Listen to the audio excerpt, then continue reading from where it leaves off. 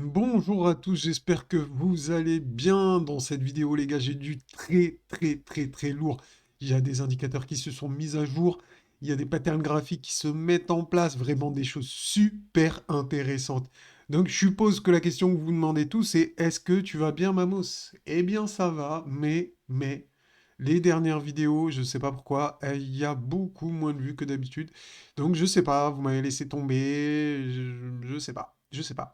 Enfin bref, je vous fais la vidéo comme si de rien n'était, comme si tout allait bien, et je compte sur vous pour envoyer de la force les gars, j'ai que ça à vous dire, je vais pas blablater plus longtemps là-dessus. Allez, c'est parti, j'ai plein de choses les gars à vous montrer, on va commencer. On va commencer par une vision pessimiste du marché, d'accord? On va faire les mecs pessimistes et après on va voir une vision un peu plus optimiste du marché, donc un scénario plutôt boule. Donc là, certains pourraient me dire, regarde, Mamos, eh bien, on est encore dans un bear flag et on va tout éclater par le bas. Tout à fait possible quand on voit cette pattern graphique qui s'est mise en place. Donc vous voyez bien, hein, c'est déjà arrivé plusieurs fois dans le passé. On a un canal descendant, ensuite on a un canal montant donc qui est donc un bear flag, comme schématisé ici, hein, vous pouvez le voir comment ça fonctionne. Regardez, hop. Alors, je il ne veut pas que je le déplace, mais c'est pas grave. Donc voilà, on a une tendance baissière, on consolide et on reprend la tendance. Donc certains pourraient voir quelque chose comme ça. Donc là-dessus, moi, j'ai aucun problème, sauf une précision à vous apporter, les gars. C'est qu'aujourd'hui, on a la box bleue. La box bleue, bon, ben, ceux qui connaissent pas, vous allez apprendre à la connaître. C'est un indicateur extrêmement puissant, la box bleue ou la Magic Box, tellement elle est impressionnante de pertinence. Regardez, ici, par exemple, on avait la Magic Box ici, donc en bleu et on s'est fait rejeter directement. Ici, le mois dernier, sur le mois d'octobre, on avait la box bleue qui nous a servi de résistance plusieurs fois et ensuite on a réussi à la dépasser et on s'est installé un peu au-dessus. Ça nous donnait des prémices de force du marché.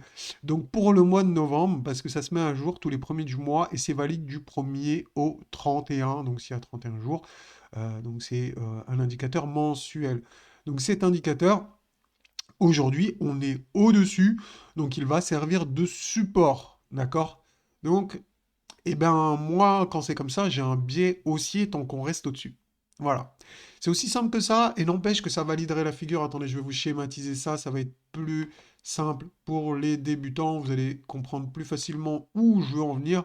Donc, en fait, le truc là, c'est que on pourrait théoriquement se servir de support de cette box pour eh bien, rester haussier. On va avoir du mal en tout cas à la percer directement à la baisse. Mais dans le cas où ça baisse directement, d'accord? Où eh bien, ça sert de support, mais qu'à un moment, ça casse. Eh bien là, on validerait le scénario du bear flag, d'accord? Qu'on a ici. Et on casserait donc la box bleue, d'accord? La magic box ici. Donc cette zone. Et là, on validerait la vraie tendance baissière. Et sachant les liquidations qu'on a tout au sud, d'accord? Rappelez-vous, je vous remets ça. Hop. Ça pourrait créer un effet domino et créer une capitulation. Aucun problème. Ce scénario n'est pas à exclure aujourd'hui. Je ne peux pas l'exclure. Je ne peux pas l'exclure, mais je ne peux pas encore le mettre en avant parce qu'on a déjà la box bleue qui va nous servir de support. Déjà, si on veut mettre ce scénario en avant, il faut qu'on casse la box bleue. Bien évidemment, c'est obligatoire, hein. Pour arriver ici, il faut qu'on casse, faut qu'on arrive déjà là, quoi. C'est ça le truc. Donc, pour l'instant, eh bien, c'est pas le cas. On fait attention, on reste vigilant. Et maintenant, j'ai des scénarios également un peu plus aussi à vous montrer. Regardez celui-là déjà. Non, celui-là, ce sera pour la fin parce que c'est du très court terme. On va passer sur celui-là, la vague d'accumulation. Regardez, on est également potentiellement dans une vague d'accumulation. Je vous l'ai dit, c'est une période charnière, c'est un petit peu difficile eh bien, à prendre position, à être clair, hein. On a quand même, euh, on est un peu en eau trouble, donc on est peut-être dans un ou dans l'autre. Mais pour moi, tant qu'on est au-dessus de la boxe bleue, j'ai un biais haussier. J'ai plus un biais haussier qu'un biais baissier. Tant qu'on reste sur la boxe bleue. Regardez ici. Donc ici, on a une vague d'accumulation. Et regardez, faites très attention. Là, je vais prendre mon pinceau et je vais vous montrer ça. Ici, vous voyez là, cette zone, le SOS. Je vais le mettre en jaune pour qu'il soit bien visible. Donc le SOS, vous voyez, hein, alors, le SOS que vous voyez, donc ici, qui se maintient. Donc en gros, on a un range comme ici, et dès qu'on passe au-dessus du range et qu'on commence à faire du W, vous voyez ici, hein, on le voit très très bien. Regardez, on s'installe sur la résistance. Et bien ça, c'est un signe de force. D'ailleurs, vous savez ce que ça veut dire, signe SOS? Sign of strong, donc signe de force. C'est vraiment un signe de force. Donc super important de voir des choses comme ça. Ici, ça a l'air super propre. Moi, quand je vois ça, je vois pour l'instant un SOS. Donc on est au-dessus de la boxe bleue. On a potentiellement une vague d'accumulation avec un SOS. C'est quand même plutôt sexy. On a des charts sur les altes qui font des choses super intéressantes. Eh bien, Mamos a un biais haussier, mais il n'y a pas de confirmation. Donc, je comprends que certains soient bearish et soient très prudents. Et c'est tout à votre honneur, les gars. Vous avez le droit d'être prudent. Et moi, je jette la pierre à personne d'être prudent. Vous avez raison, les gars. Vous avez raison. Maintenant, il y a des signes de force, de prémices qui se mettent en place. Et c'est ça, moi, que je veux attirer votre attention. Vous préparez. Faut pas que vous soyez surpris. Si ça commence à pump, il faut que vous soyez préparé. Peut-être un pourcentage investi en crypto. Chacun gère son portefeuille comme il veut. Moi, je peux pas gérer le portefeuille de tout le monde, mais voilà, enfin, vous voyez ce que je veux dire? C'est... Voilà, il faut être attentif à ça. Là, on a potentiellement un SOS ici, avec dans une vague d'accumulation. C'est tout à fait possible de voir ça. Rappelez-vous, hein, on avait dit également que on est... Regardez, ici, on peut avoir une petite vague d'accumulation dans eh bien, un autre schéma d'accumulation potentielle ou de distribution, comme vous voulez, mais pour l'instant, c'est un peu trop tôt pour se prononcer, mais voilà.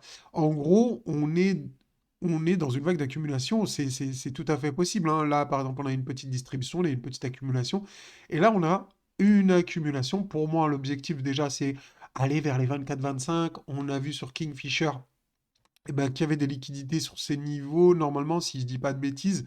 Voilà, bon là, elles paraissent ridicules, hein, les liquidations, c'est sûr, à côté des liquidations longues, qui sont énormes. Donc voilà, on a des liquidités ici à venir chercher, potentiellement avoir. En tout cas, pour l'instant, il y a quelque chose. Donc on va continuer, les gars, on va continuer. Donc sur ce chart également, on a potentiellement un triangle qui se met en place. Donc là, on est sur du très très court terme, hein. Vous voyez, on a une résistance, un support qui commence eh bien, à être de plus en plus haussier. Donc on a également ce triangle qui se met en place. Regardez, ici, on a une ligne de support eh bien, qui est ascendante, donc qui monte, hein. On voit bien ici la tendance donc de ce support. On a également une résistance ici horizontale, donc ça, on l'a vu plusieurs fois. Les triangles, ça arrive assez régulièrement. Donc maintenant, qu'est-ce qui pourrait se passer? À quoi il faut faire attention? Donc nous, vous savez bien, on utilise également des indicateurs. Et là, vous voyez ici le tunnel en bleu foncé. Donc tant que ce tunnel eh bien, reste intact, on voit la ligne de support. Donc ici, on voit la ligne de support ici. On voit le tunnel qui se met en place. Si tout ça tient, on pourra se dire qu'on est dans un triangle. D'accord? Donc c'est potentiellement le cas. Donc ça peut faire comme ça jusqu'à une stat. Je crois vendredi, il y a une stat hein, également. Donc voilà, enfin j'ai fait par le haut, mais on peut casser par le bas, hein, comme ça. Ça peut également casser par le bas. Et là, eh bien, ça serait le scénario, si on casse par le bas, de revenir tester cette box bleue qui va nous servir de support. D'accord? Donc c'est tout à fait possible. Mais comme on l'a vu, eh bien, ici, c'est également potentiellement un SOS, donc un signe de force. Donc c'est tout à fait possible, les gars, que ça soit un signe de force ici.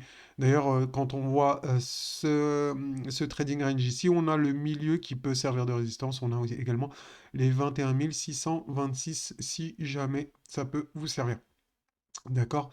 Donc voilà pour le triangle, tout à fait possible qu'on soit dans un triangle. Il me semble qu'il y a la Fed qui doit parler vendredi. Donc regardez ici, la fin du triangle, bah, ça tombe vendredi. Donc potentiellement, on pourrait faire du trading range ici, hein. Euh, voilà, moi personnellement, j'ai ouvert une grid également. Ici, vous voyez, donc ça achète, ça vend, ça achète, ça vend.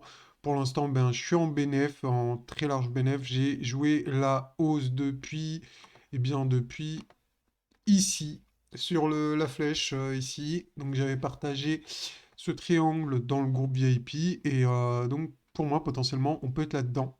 Voilà, j'ai placé mon stop sous la flèche, donc quoi qu'il arrive, je serai en gain parce que je prends des gains réguliers avec mon système de grid. Donc si ça vous intéresse, je vous mets le lien de BitGet en description parce que c'est la plateforme que j'utilise pour faire ce genre de trade. J'ai également fait un tuto qui est accessible pour ceux qui utilisent mon lien si jamais ça vous intéresse de trader avec moi sur BitGet. D'ailleurs, on cherche toujours des gens pour, oui, pour la compétition de trading. Il y a des lots à gagner là pour la Coupe du Monde, etc. Des t-shirts, des machins, des bitcoins, des trucs. Ça peut être intéressant. Moi, en tout cas, ça m'intéresse. Si on peut, oui, il faut qu'on soit à 11. Si on arrive à être 11, ça serait vraiment cool, eh bien, de pouvoir faire ça et de pouvoir essayer d'attraper un lot. Donc, ça serait vraiment sympa. Voilà pour la vidéo. Je pense que ça le fait.